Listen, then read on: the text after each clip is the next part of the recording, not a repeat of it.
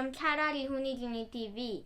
Today I am going to read chapter 9 and 11 from the 13th Storey treehouse.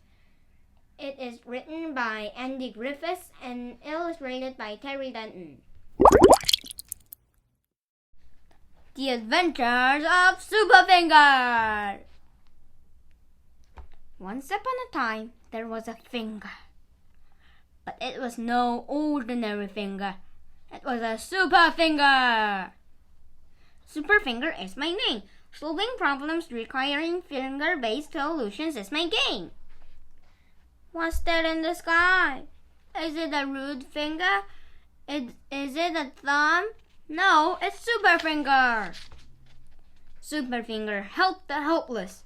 Great! I'll never get this package tied. If I only had an extra finger. I'll help you solve this naughty problem. Thanks, Superfinger. Superfinger helped the lost. It's no use. We'll never find our way out. We are too lost. The exit is this way. Thanks for pointing us in the right direction, Superfinger.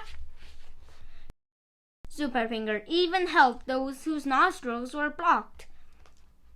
If only my finger was a bit longer, I would be able to get this annoying obstruction out of my nose. Yum. Don't worry. I'll have you breathing freely in no time. Thanks, Superfinger. Everybody loved Superfinger. We love you, Superfinger. We love you too, Pinky. One day, Superfinger was out looking for new problems requiring finger-based solutions when he heard an outdoor rock concert. That's a pretty loud concert. I better go down and see if anyone needs their ears blocked. Flying in for a closer look, Superfinger would see that on stage was his favorite guitarist, Jimi Hendrix. Oh great, I love Jimi Hendrix. His hands have got the superest fingers of all. But as he watched, Superfinger noticed that Jimmy was in trouble. He started a guitar solo that was so epic he didn't have enough fingers to play it. If I had an extra finger, I could really kick this epic guitar solo into overdrive. This looks like a job for Superfinger! Superfinger flew onto the stage and launched himself headfirst at the fretboard of Jimmy's guitar. There you go, Jimmy. I think these are the notes you're searching for. Thanks, Superfinger. It's an honor to play with you. The crowd went wild. Go, Jimmy. Go, Superfinger. Superfinger and Jimmy ended up jamming for the rest of the day and well into the night, and everybody all agreed it was the best concert ever in the history of the entire world. Superfinger's faithful sidekick, Pinky, on tambourine. You rock, Superfinger. So do you, Jimmy. You too, Pinky. Chapter 11. The Giant Gorilla. But before we could get back to finishing our book, we had to clean up the mess the monkeys had made. Finally, after about 1,000 million trillion gazillion years, we had everything back to normal and were ready to start work again. I had just finished writing the words, once upon another time. And Terry had just finished pointing out that I had misspelled upon again when the table began shaking. Quit shaking the table, I said. I'm not shaking the table, said Terry. I thought you were shaking the table. I'm not shaking the table, I said, as the treehouse began to sway. Quit swaying the treehouse, said Terry. I'm not swaying the treehouse, I said. I thought you were swaying the treehouse. It's not me, said Terry. I think it's that giant gorilla down there. But why would a giant gorilla be shaking our tree? I said. Beats me, said Terry. It's not like it's a banana tree. Of course, I said. That's it. To the gorilla, it is a banana tree. A giant banana tree. Huh? Said Terry. Isn't it obvious? I said. The giant banana we catapulted must have landed on a distant tropical island. where the giant gorilla lives. And it found the giant banana and ate it. Banana! And it loved so much that it made a boat out of a giant banana peel. And it used its giant nostrils to track the giant banana scent all the way back here. Banana!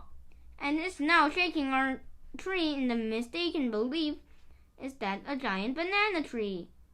It seems a far-fetched, said Terry. All that trouble for a banana?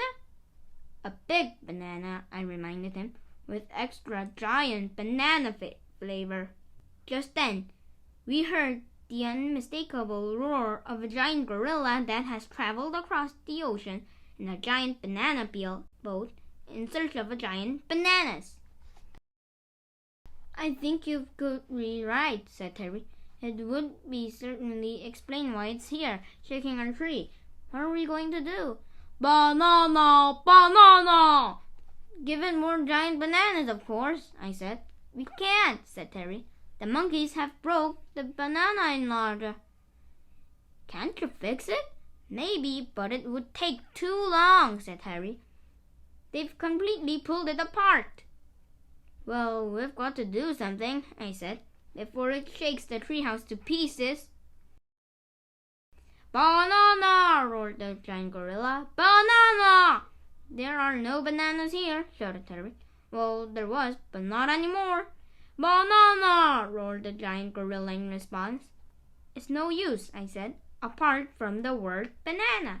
I don't think it speaks English. And then, just when we thought the day couldn't get any crazier, a white stretch limousine pulled up at our front door, and a chauffeur in a fancy uniform got out and rang our doorbell. Ding! We're up here, I called down to him. Which one of you is Terry? He said.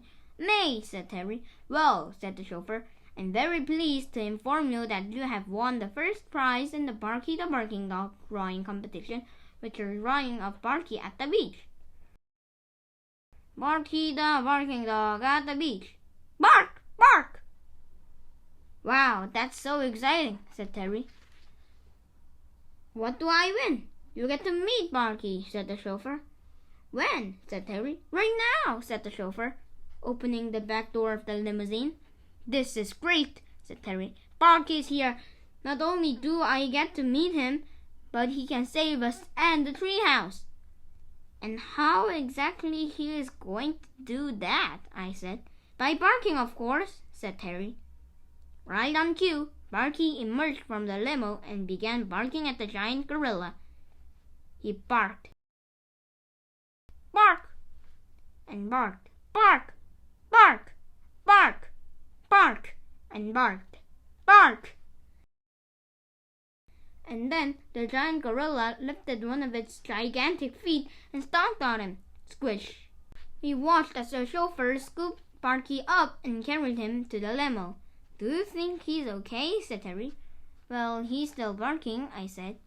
I didn't really get to meet him, sighed Terry.